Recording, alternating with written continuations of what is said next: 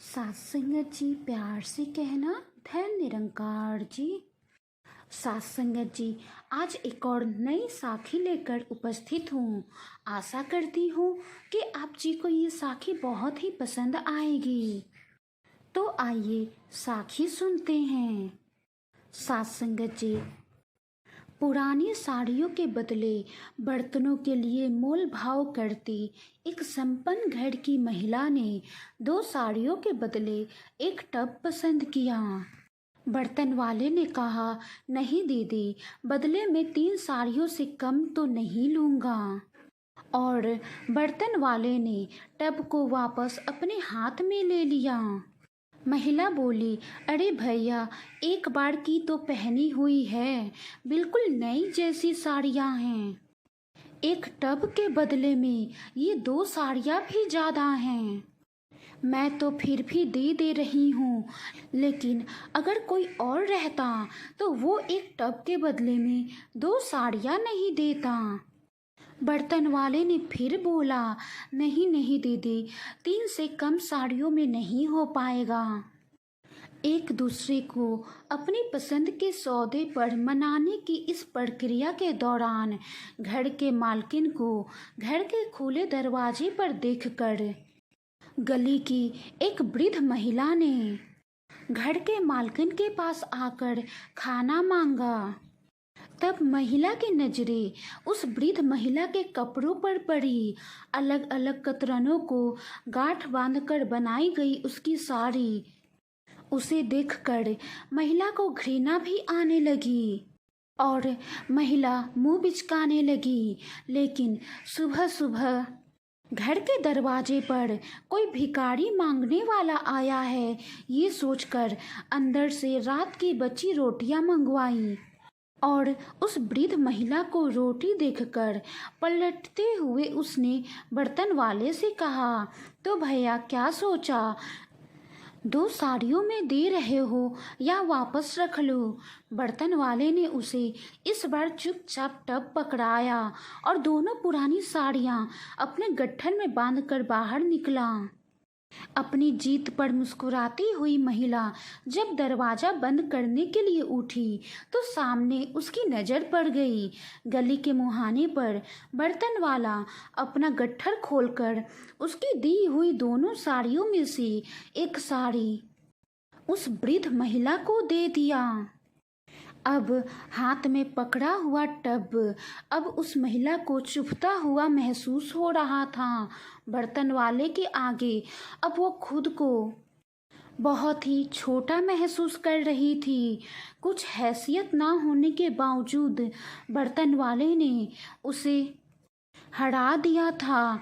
अब वो अच्छी तरह समझ चुकी थी कि बिना झिकझिक किए उसने मात्र 2 ही साड़ियों में टब क्यों दे दिया।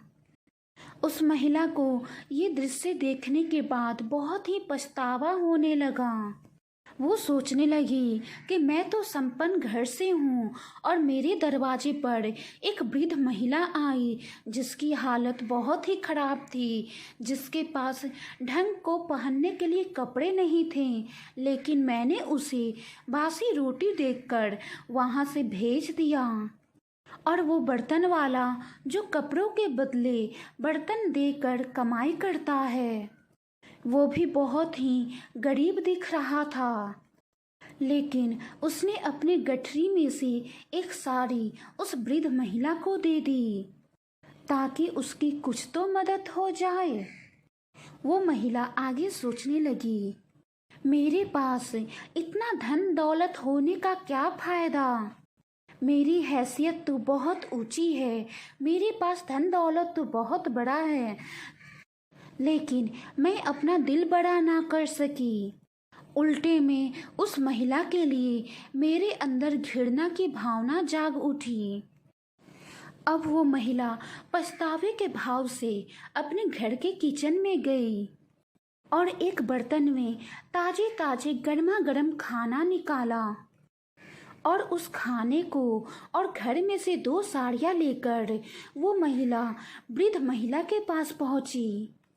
फिर वृद्ध महिला के पैरों में गिरकर क्षमा मांगने लगी और कहने लगी, अम्मा मुझे माफ़ कर दो।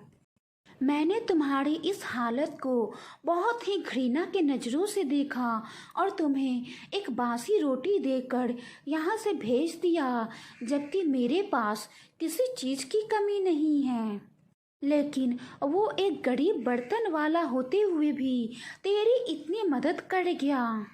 मेरे पास सारी संपत्ति धन दौलत होते हुए भी मेरा दिल छोटा रह गया, लेकिन उस गरीब के पास बहुत ही बड़ा दिल है। अम्मा हम तो पैसों से अमीर हैं, लेकिन वो बर्तन वाला तो दिल से अमीर निकला। मैं तुम्हारे लिए कुछ खाना और रोटियां लेके आई हूँ, साथ ही में कुछ कपड़े भी लेके आई हूँ। इसे लेकर स्वीकार करो। उस वृद्ध महिला ने कहा, बेटा तुमने जो कुछ भी मुझे दिया, तुमने मुझे अपने घर के दरवाजे से बासी रोटी देकर भेजा, इसके लिए मुझे कोई दुख नहीं है। मैं तो बहुत ही खुश हूँ कि परमात्मा की कृपा से मुझे ये एक बासी रोटी भी तो नसीब हुई। बेटा याद रखना, देने वाला भी ये परमात्मा है, बस जरिया तो हम बनते हैं।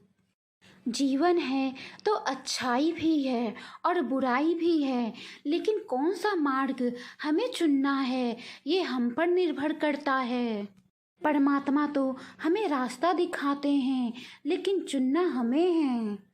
और हम जिस राह को चुनकर कर्म करते जाते हैं, उसी कर्म के अनुसार परमात्मा हमें फल भी देता है। साथ संगत जी, कहने का भाव है कि कुछ देने के लिए इंसान की हैसियत नहीं, बल्कि दिल बड़ा होना चाहिए। हमारे पास आपके पास क्या है और कितना है, ये कोई मायने नहीं रखता। आपकी सोच, हमारी सोच और नियत ही सर्वोपरि होना चाहिए। साथ संगत जी, मन में हमेशा देने का भाव होना चाहिए। साथ संगत जी, जब हम किसी की मदद करते हैं तो वो हम नहीं करते हैं, बल्कि परमात्मा हमें जरिया बनाकर उसकी मदद करवाता है। देने वाले हम नहीं, वो परमात्मा है, बस जरिया हम बनते हैं। साथ संगत जी, आओ हम सब मिलकर सतगुरु माता जी से यही अरदास करें कि सबकी खुशी में हो मेरी खुशी, ऐसा मेरा नजरिया कर दो, सबके चेहरे पर एक छोटी सी खुशी ला सकूं। सतगुरु मुझे ऐसा नजरिया दे दो। साथ संगत जी, वाणी में कोई त्रुटि हो तो बख्श लेना जी। साखी को लाइक करें, शेयर करें और कमेंट जरूर करें कि साखी कैसी लगी। अगली बार एक और नई साखी के साथ मुलाकात होगी। गुरु प्यारी साथ संगत जी, प्यार से कहना, धन निरंकार जी। साथ संगत जी, प्यार से